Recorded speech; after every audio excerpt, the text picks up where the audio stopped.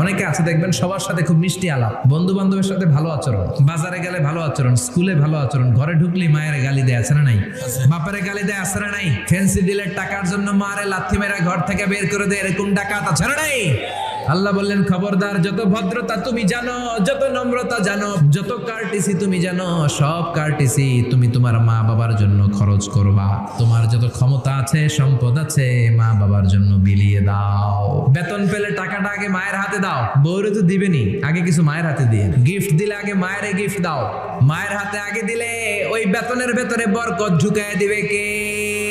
আল্লাহ বললেন খবরদার, আমি আল্লাহর দুইটা ফয়সালা, প্রথম ফয়সালা ইবাদত হবে একজনের, তিনি কে? আর ইহসান করবা মা বাবার সাথে। আমরা বললাম ইহসান কি? আল্লাহ বললেন মা বাবা যখন বার্ধক্যে পৌঁছে, খবরদার তাদের কোনো কাজে নাক ছিটকাবা না, বৃদ্ধাশ্রমে দিবা না, তাদের খেদমত করবা, তোমার জীবনটারে উজালা করে দিবে কে?